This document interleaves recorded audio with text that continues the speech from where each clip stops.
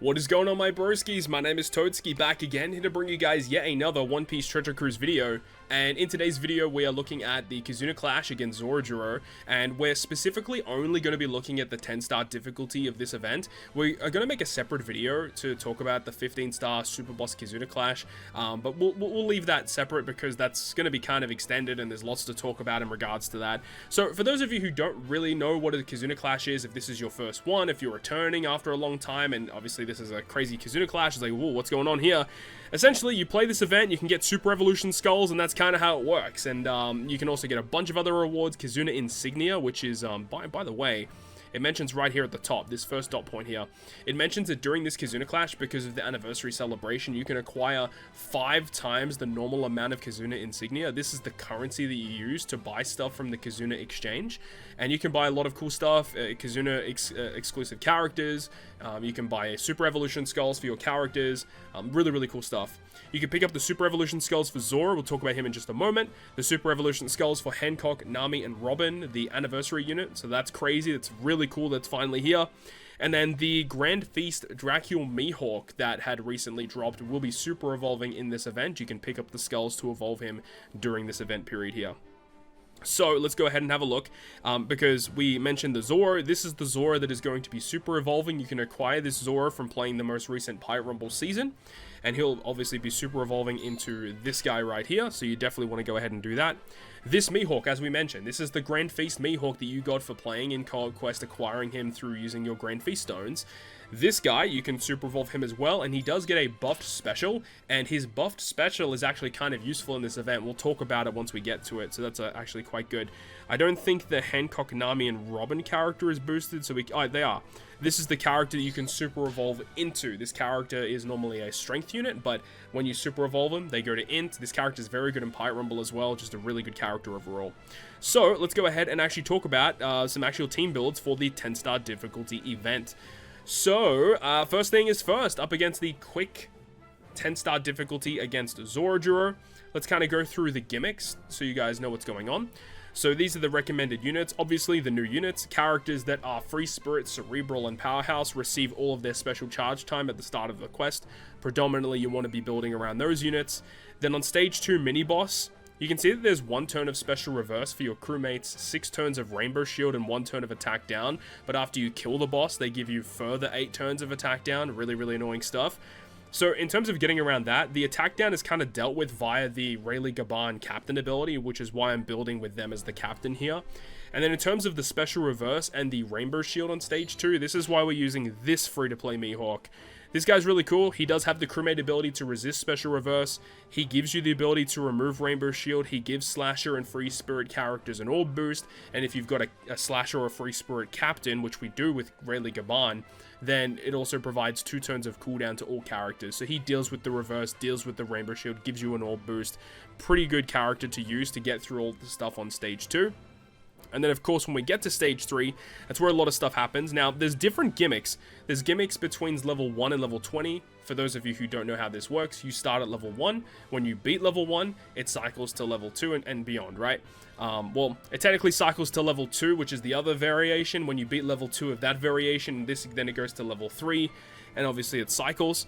So there's different gimmicks at level 21 to 30, and then we're going to be looking at 31 and above because that's the most difficult. That's the one you want to actually make sure you can build for. However, if this is too difficult for you, this is the 10-star version. You can still go ahead and challenge the 3 or the 7-star version where the enemies will have less HP, and I do believe the gimmicks are vastly reduced as well, but I don't believe that those gimmicks are actually viewable on this screen. You have to basically tackle it once you get into the content later on. So in terms of what you have to deal with here, 1 turn of Special Reverse, once again, very annoying. Your bottom row is just blown away for 3 turns, frustrating. There is normal attacks only, there is a territory, there is an Intimidate, but the Intimidate only affects chain locking abilities. So if you're not really abusing a chain lock, then you don't have to worry about that. There is a recovery slot barrier, so you need to hit the enemy with 2 recovery slots to break the barrier. But it lasts for 4 turns as well, which is really frustrating. There's just not an effective way to get through that barrier. Unless, of course, you have, like, Stussy, the Legend Stussy, of course. 13 turns of Despair. And then this thing at the bottom is so annoying. So if you have a strength, dex, quick, sight, int, or a recovery slot, your damage is reduced by 90%. So it's annoying because they want you to have a recovery slot to break the barrier, but if you bring a recovery slot, you do 90% less damage. Very, very frustrating. So you kind of want to like somehow shift between having both recovery slots and like tandem or Wano or something else. It's just really, really frustrating. So let's actually break down what we're doing here. So one thing is I should mention is that the friend captain for this team, we want to use the new boosted Jinbei, which is this guy right here. We want to use the Jinbei right here as the friend captain. During the event period, he has a huge captain increase. He's just severely boosted. Rainbow, super effective against all types. Really, really good character. So that's ideally what we do. Now, as for the order of operations, we have the Trafalgar Law support on Luffy. What that allows is that when we reach the final stage, after the preemptive attack, Law triggers, giving Luffy 1 cooldown. And that's important because there is 1 turn of special reverse on all of our characters. So having that allows Luffy to launch his special. Meaning that when we launch the Luffy special ability, it gives -1 turn of cooldown, it does damage, it removes the 20 turns of despair. Remember, on level 31 and above, it's 13 turns of despair. This removes all of that. He also gives a full board of tandem slots, and gives you an orb boost for Fighter Free Spirit. So just overall, great character to use here. Now, after we do that, everyone will have their specials ready to go. We can then use Rayleigh Gaban's special as well. Their switch effect gives a chain boost and all that good stuff. They also give an overrideable attack boost. Pretty good stuff there. The Jinbei friend captain also gives you an attack boost, which I would advise you to use.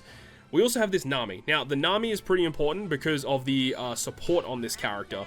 Nami's special on this team doesn't really do that much. It gives a color affinity boost, which is pretty cool, but nothing really too crazy.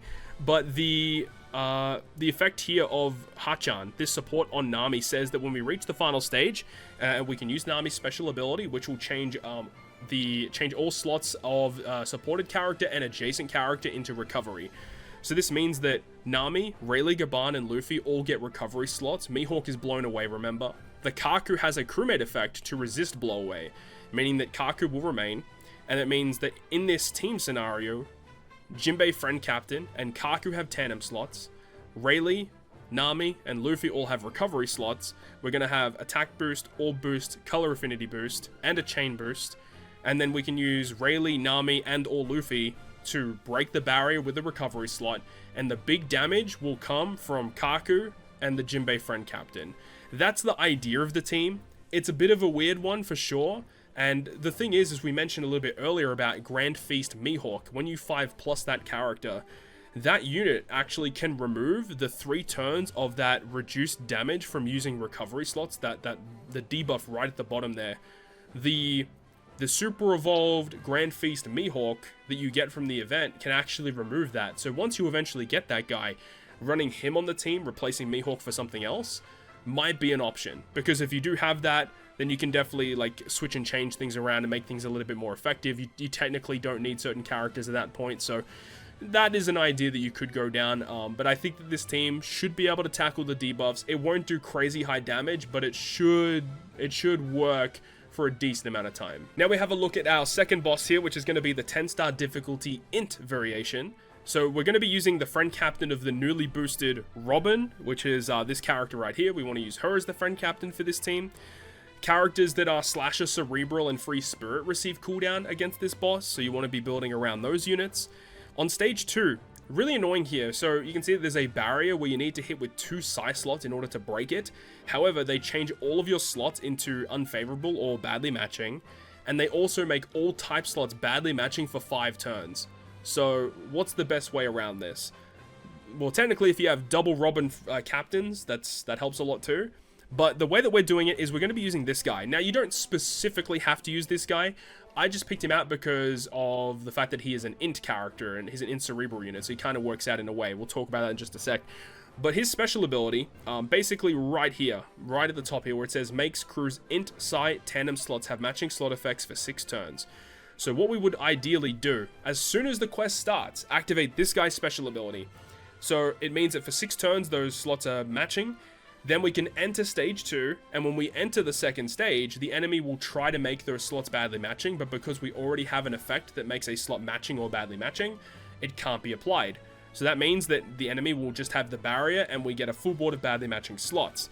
And then we have this support effect of Law and Corazon attached to that guy, which says that whenever the enemy changes our slots around, it changes all of our slots into matching. So at that point, we have a full board of matching slots. They're all actually treated as beneficial. And then all we need to do is hit the enemy with 2 psi slots and it breaks the barrier. At this point, we can use the Shanks EX Super, which gives us an orb boost, and that should all we need to do to kill stage 2. It shouldn't be a problem at all. So really cool interaction with that character there. Now let's actually have a look at the gimmicks at what happens at level 31 and above. So at level 31 and above, there is 1 turn of special reverse. So that's why we brought the Boa Hancock on the team to give us the cooldown. Not really required, but that's the reason why we brought the unit. There is 7 turns of bind on the left column. Shanks Captain deals with that, so we don't have to worry. Then we have all slots changed into block. Shanks' special deals with that. We don't have to worry.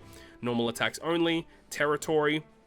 There is a barrier, once again, where you have to hit the enemy with 4 perfects, but it only lasts for 2 turns. So either the Robin Friend Captain, or once again, Shanks deals with it with his special ability.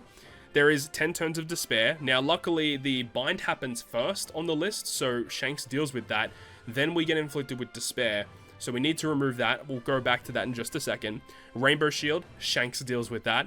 And then the 6 turns of attack down. Now, in order to deal with the attack down, this is why I brought the Dracul Mihawk on this team. You don't have to bring this guy, but there is a reason why I did choose this guy. Because not only does he remove the attack down, he provides another set of beneficial buffs. But the fact that he is also one of the characters that you can use to trigger the Shanks EX Super effect. So we have a Luffy on the team, we have a Mihawk, we can activate Shanks' EX Super. Don't specifically have to use that, but that's what I opted to do. Now, there is one other gimmick we need to mention before we move on, is the fact that there is an interrupt. So anytime you activate a special that manipulates your slots in some fashion, it only occurs once. So it's not a reoccurring interrupt. Only once, the enemy will inflict 11 turns of paralysis. So this is the reason why I chose Luffy, Zoro, Sanji. Because Luffy, Zoro, and Sanji, with their special ability, it not only removes paralysis by 10 turns, but it also removes despair by 10 turns. Remember in the gimmicks that there is not only the paralysis after you activate a slot change special, there's also 10 turns of despair. So Luffy, Zoro, Sanji remove the despair, remove the paralysis. There is 11 turns of paralysis, but that's why we have the Nami support attached to the Luffy, Zoro, and Sanji, which removes a further 1 turn of that. You could use V1 Rayleigh as well if you wanted to. Actually, no, technically you don't want to do that because that support will trigger too early. But either way, you just need 1 turn of paralysis removal, and that's going to be able to get around all those gimmicks there. So we're going to have attack and orb boost from Luffy, Zoro, Sanji. We have the Shanks for color affinity. We have everything, pretty much. And then the Robin can just do what Robin does. She's just kind of cool. But yeah, this is going to do a pretty decent amount of damage.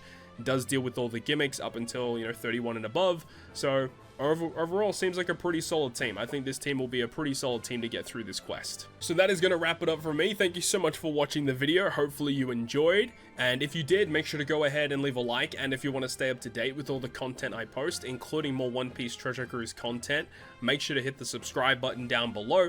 On that, guys, I'll see you guys within the next video.